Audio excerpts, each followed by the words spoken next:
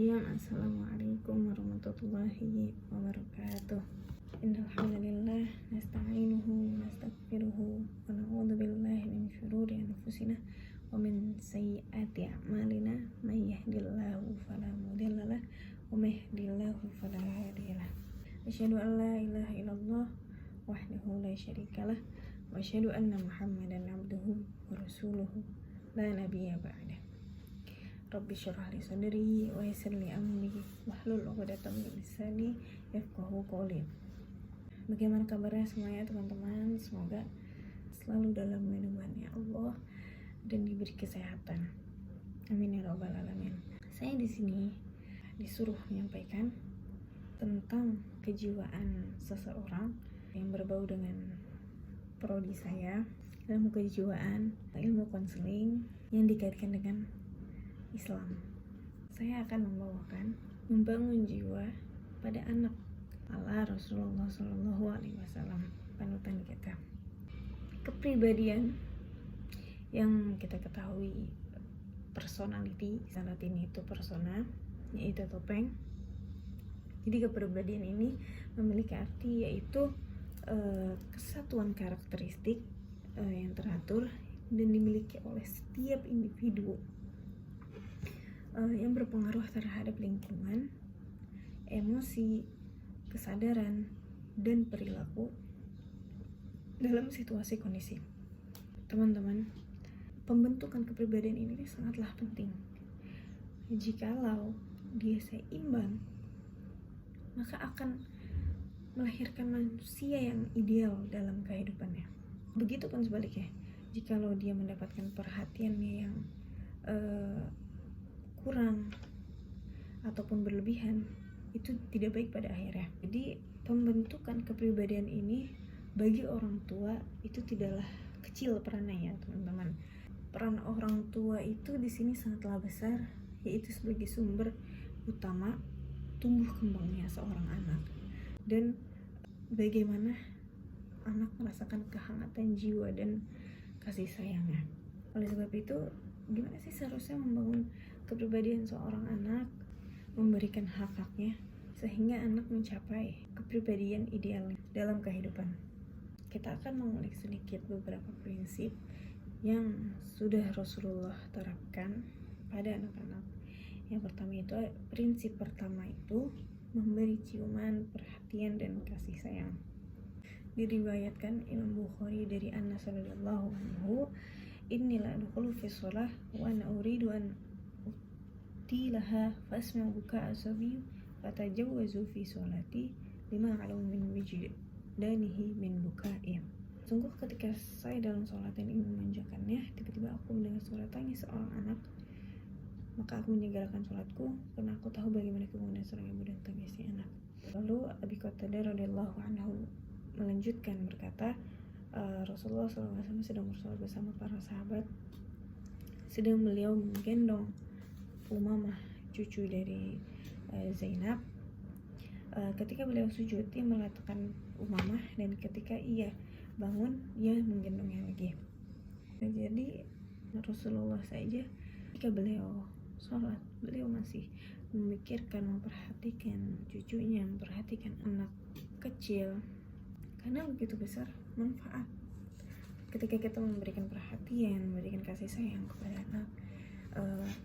Yang pertama itu, dia bisa menggerakkan perasaan dan kejiwaan anak dan berperan besar untuk menenangkan gejolak jiwa anak serta keamarahannya. Dan dengan memberikan perhatian, kasih sayang terhadap anak itu bisa melahirkan ikatan yang kuat dan menumbuhkan kasih sayang terhadap anak dan orang tua. Lalu dua, prinsipnya itu bermain dan bercanda dengan anak. Dari Abu Hurairah, beliau berkata, Rasulullah menjulurkan lidahnya kepada Hasan bin Ali hingga anak itu melihat merahnya lidah beliau lalu tertawa karenanya. Jadi Rasulullah kayak yang bermain julur-juluran lidah ke anak kecil juga. Rasulullah bercanda seperti itu juga ke anak kecil.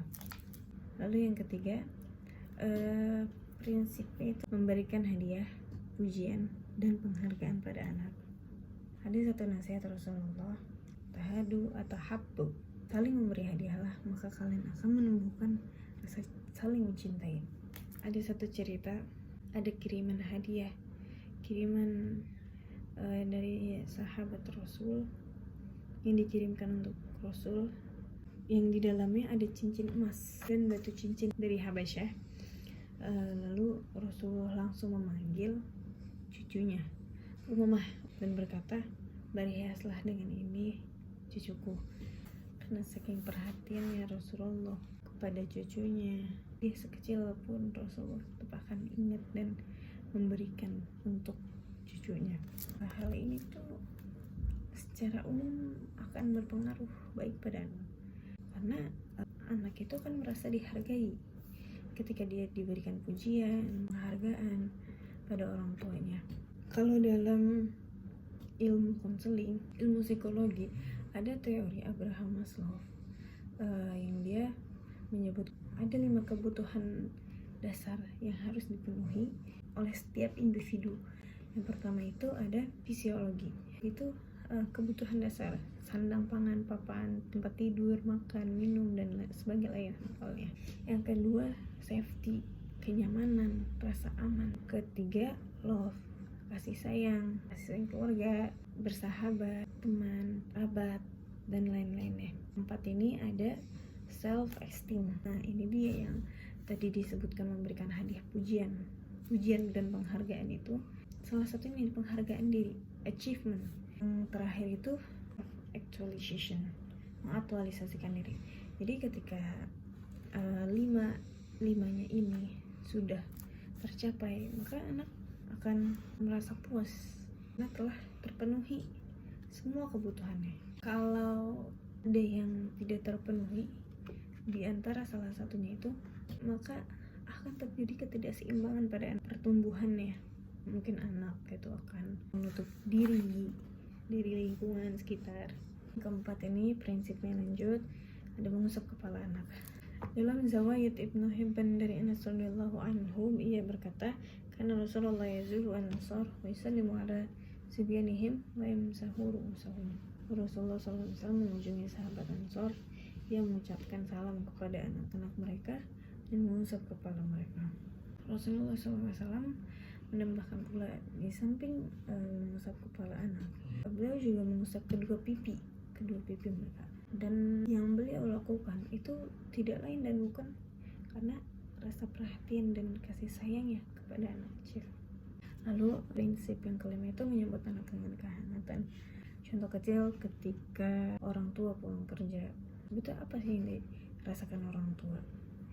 Yang dirasakan capek, pegel, pengen istirahat bawaannya kan. Tapi ketika anak melihat orang tua pulang kerja, ayahnya pulang kerja, ingin ia dapatkan yaitu sebuah senyuman, perhatian, pelukan, senyum hangat dari orang tua itu. Ada satu kisah Rasulullah juga sepulang dari perjalanan panjang, beliau sampai ke rumah lalu menggendong kedua cucunya Hasan dan Husain dan mengajak pergi keluar untuk bermain. Prinsip yang keenam, memperhatikan dan mempertanyakan keadaan anak. Kadang ketika orang tua sibuk dengan kerjaannya, dengan dunianya, kadang lupa juga untuk mempertanyakan keadaan anak karena sudah terlalu capek untuk memikirkan hal-hal lain. Padahal sebetulnya hanya menanyakan kabar anak, hanya menanyakan keseharian dia, itu bisa membangun perasaan dan jiwa pada anak agar tetap stabil dan terjaga dengan baik. Cukup sekian dari saya. Undur maqala wala tandur man qala. Wabillahi taufiq wal hidayah. Wassalamualaikum warahmatullahi wabarakatuh.